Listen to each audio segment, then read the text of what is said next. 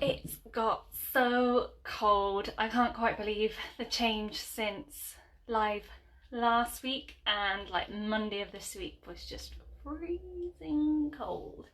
Um, but I kind of like this time of year. Like, I really enjoy autumn. I really love experimenting with recipes that involve squashes and pumpkins and that sort of stuff. And a little experiment I've been doing recently is brewing my own kombucha tea.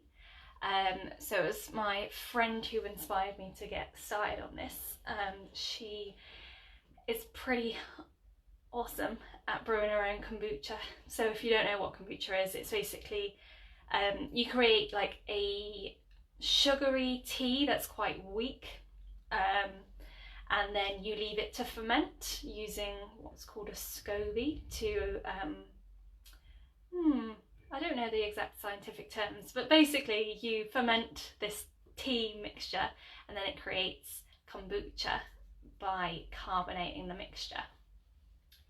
And I've nearly got my recipe sorted. Like with anything, when you're fermenting it, it sort of depends on the length of time that you ferment it for, the bottles that you use, all of that sort of stuff. So I'm trying to like figure it out, like it's a little equation, like trying to figure it out. Anyway, I went to my friend's on the weekend and tried some of hers, and it's like another level. So I've still got a little way to go. Like, hers is great. I've still got a little bit more to experiment with and learn, but it's quite good fun. So let me know when you are logged in. Give me a hashtag live if you're watching this live, and a hashtag replay if you are watching on catch up, and I will respond to each one of you. So tonight's topic is part of a two-part topic, and it's all about zero waste swaps that aren't necessarily just avoiding single-use plastic. And you might be thinking, wait, isn't that what zero waste is all about? And that is exactly what I used to think zero waste living was all about. So when I first went zero waste, I thought that the destination I was heading for was to have no single-use plastic in my bin. And that in that first year that I went zero waste, that was the one thing that I was really focusing on. And it was one thing that I was judging my successes on, and then I was also judging my failures on, if for whatever reason I ended up with single-use plastic. And it happens, like when we're out and about, when we're in new places that we aren't expecting to be given certain items, we end up with single-use plastic. And back in the day, I used to take that on really personally and think it was a massive failing on my part for not planning ahead or for not foreseeing that I was going to be given this single-use plastic. It used to really annoy me. Hi Barbara. It used to really get to me and make me feel like I was a massive failure. And as with anything, on like when we're on a journey towards something and we realise that maybe the journey is actually the part to enjoy rather than the destination that we're heading to.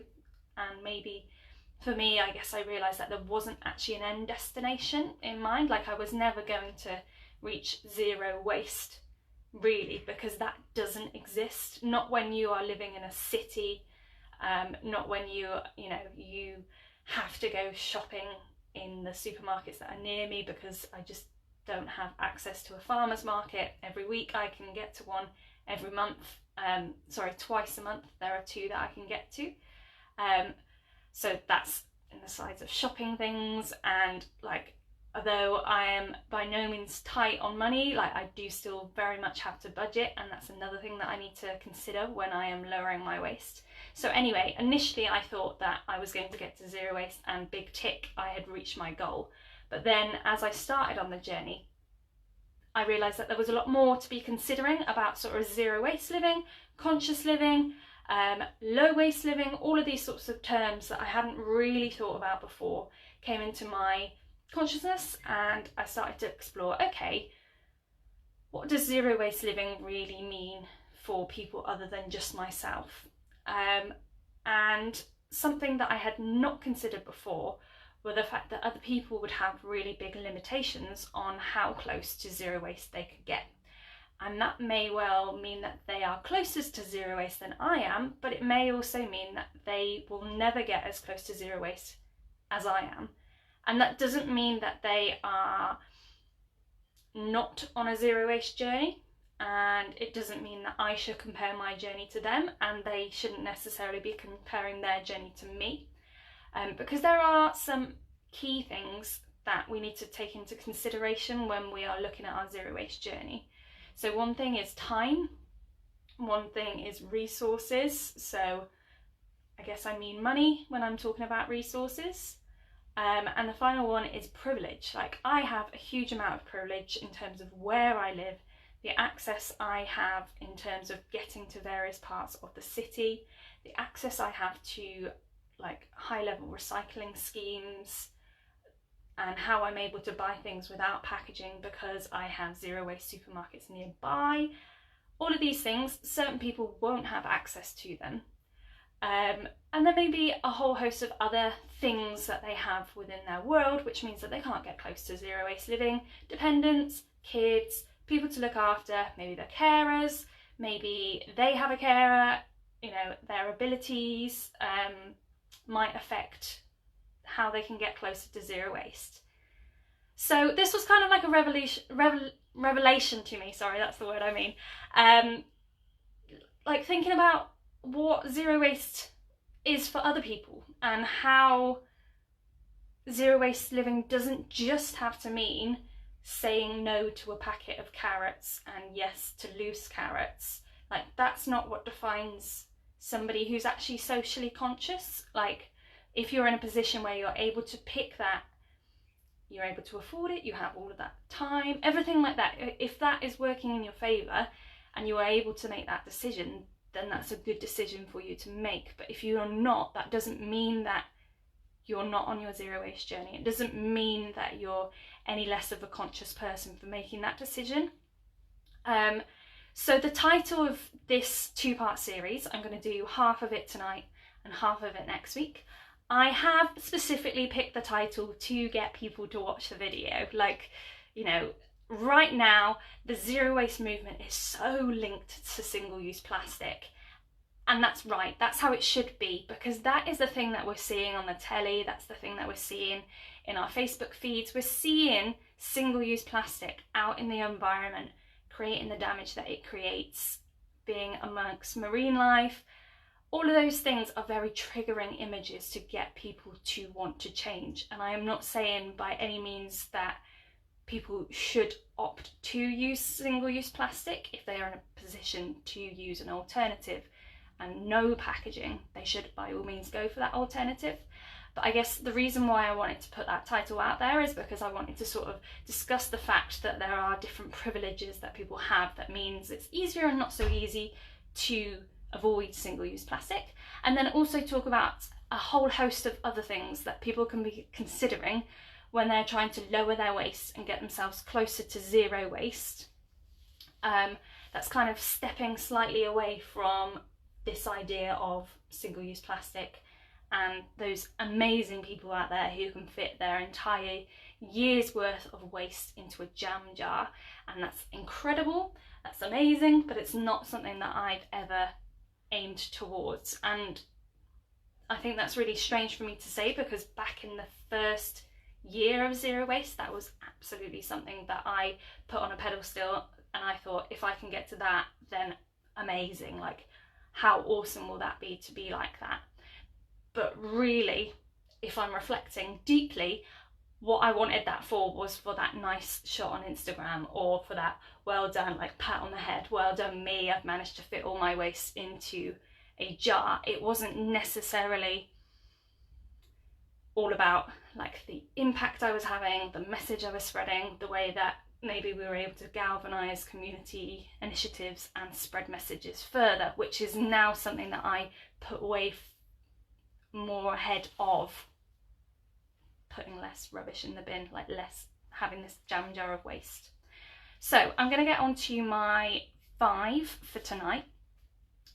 So my first one is flying less. So I have taken a flight this year and it was a long haul flight. I feel like I need to get that out in the open first of all, so you don't think that I'm Little Miss Perfect.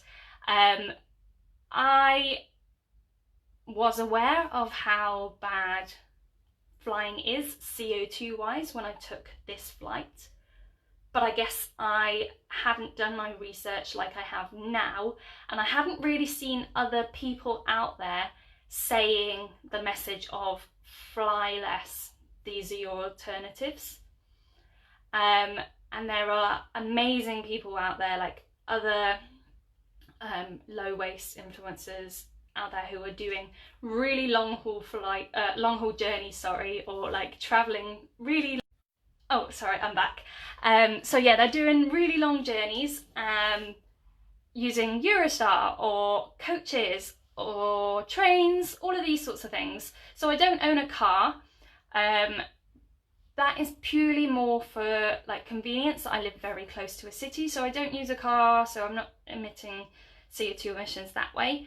But I'm trying to fly less. Now I still do take flights, but I'm trying my hardest. Well, no, I've successfully managed not to do those like little weekend trips here and there where I'm like, oh, it's so cheap just to pop on a flight to Barcelona, I'll just go for a long weekend. Instead, what we've been trying to do this year is go, okay, let's have some staycations, that's what I like to call them, where we're not actually going abroad, we're just exploring the wonderful country that we live in. So going to the coast, going on long walks around the Lake District, that sort of thing. And that's been really lovely, just to be like, oh wow, how cool is England? How nice is it where we already live? So that first point is something that I'm still working towards, but I know that that is a key factor in terms of lowering waste. However, if you're someone who knows that you can't completely remove air travel out of your lifestyle, it might be for various reasons. You may need to do it for business reasons. You may have family that live abroad, and that's literally the only way that you can see them. I would just suggest try and lower your personal passenger waste as much as possible. So things like you can take an empty water bottle through customs as long as it doesn't have any water in, and then you can ask on the other side of customs where you can fill up your water bottle. Cafes are usually happy to fill up your water bottles, and there's typically water fountains nearer where the toilets are, so like the two of them are usually in the same kind of area. And also you can take food on there, so like I've taken on sort of raisins and things like that I've had in a Tupperware box before, like trail mix, that sort of thing. Avoid nuts because of being on the plane, but you can get away with taking snacks with you. The second one is about plants. So a great way to lower your waste is to eat more plants and grow more plants.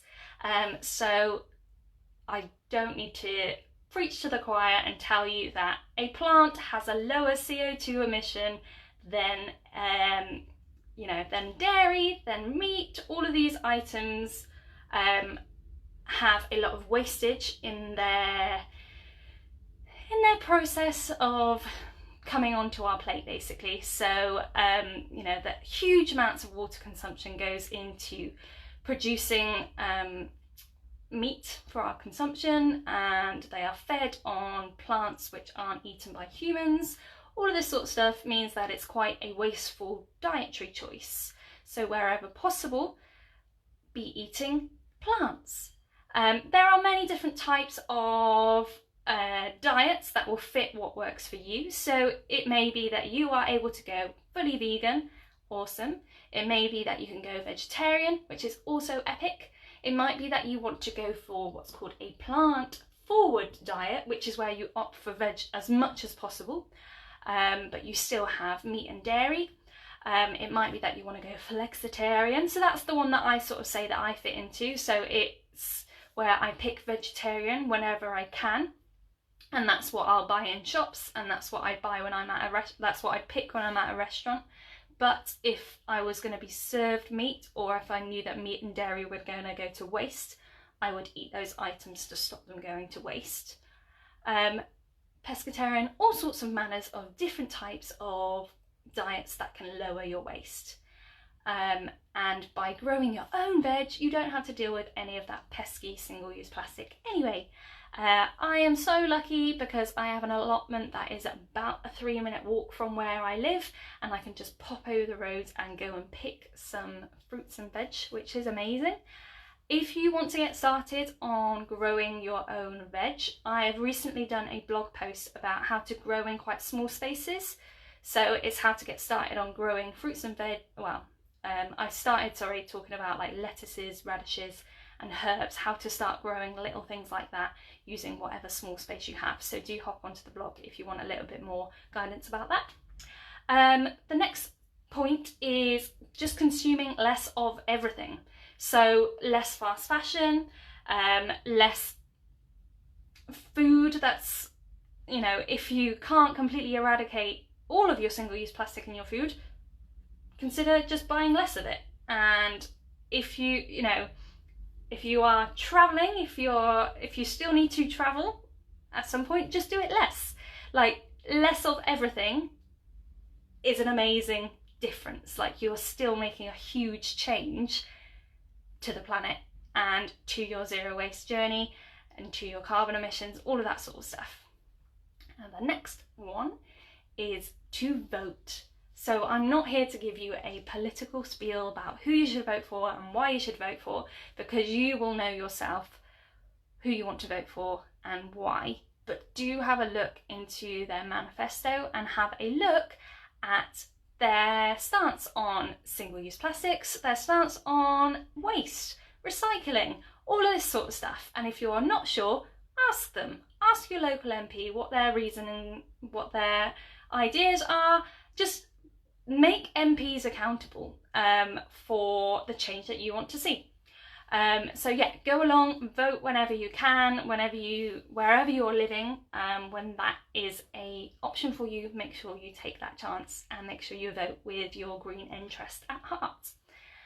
The next one that I'm going to talk about is a little bit more hippie-ish, but that's just me. So one thing that I've already touched on in this live, a big part of my zero waste journey was approaching zero waste with a growth mindset. So like I said, I started off being very focused on one particular goal, and I thought, when I have achieved no packaging on my food, I have achieved zero waste. And then the more I learned about what it actually meant to live with less waste, the more I learned about, you know, the fact that yes, maybe I could buy a certain type of food with no packaging on, but actually how was that food transported to the supermarket, and just going backwards along the sort of supply chain and thinking about all the waste that might have been produced.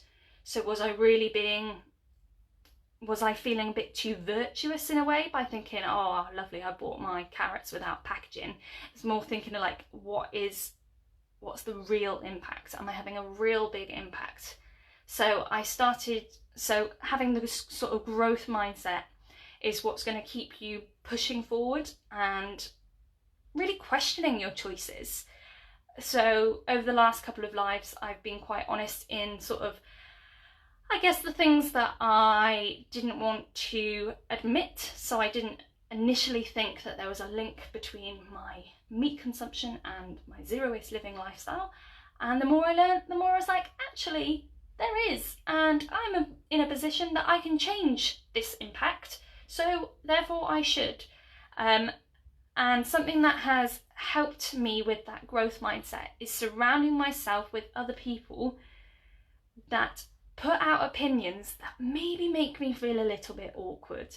And hopefully you follow some accounts like this, whether it's on Facebook, whether it's on Instagram, or maybe other bloggers, whatever it is, like those kinds of people who are questioning your choices, or they're making choices that you look at and you're saying like, oh, that's amazing, or you're learning their stories and just thinking, wow, that's incredible. Those sorts of people are the ones that encourage that growth mindset, that idea of what can I do better, like it's showing you a new alternative, and then you're able to say, okay, now I know better, I can now do better. How do I adapt my habits to become more of a conscious individual? And we're all on this journey at some stage. Like, one thing I heard the other day on Instagram was someone completely slating the zero waste movement and saying that, you know, it's essentially too focused on single-use plastics, I guess, like the kind of topic of this live. And then somebody kind of counteracted that and said, yeah, but zero waste living is a fabulous way for people to get into conscious living and green living and that kind of understanding. And that really resonated with me, because it was this idea of zero waste living and the idea that, like, I saw an issue, I saw the issue of all of this landfill waste that I'd ever created and how it wasn't decomposing. I saw that issue, and then zero waste was my answer as to how to change that impact. And then by making that change, I was then able to have this kind of widening of my worldview and suddenly realizing, okay, I need to be considering all of these other things as well. And yes, it can be overwhelming, but I think it's really beneficial just to be like, no, I know all of these things, like, now I know better, I can do better. Okay, so I'm just going to go through the 1 to 5 steps, 1 to 5 points that I've talked about. So these are the 1 to 5 ways that you can lower your waste that aren't just about avoiding single-use plastic. So number 1 was flying less. Number 2 was eating more veg and growing your own if you're able to. And number 3 was about just consuming less of everything, less fast fashion, less clothes, less material items, furniture, whatever it is that's your thing, consuming less of it. Doesn't necessarily mean you can't consume at all, but just consuming less in a more conscious way. Number 4 was voting, and number 5 was about having that growth mindset. So I am going to continue next week with the next 5 points of ways that you can lower your waste that aren't necessarily just avoiding single-use plastic. Just another reminder that I'm not saying go and use all the single-use plastic that you can find. It's not what I mean at all, but these are the things that I hadn't considered earlier on in my journey, and I was like, when I realised that these things had a really massive impact, I was like, okay, let's focus my attention on different areas as well to get myself closer to this sort of zero waste ideal.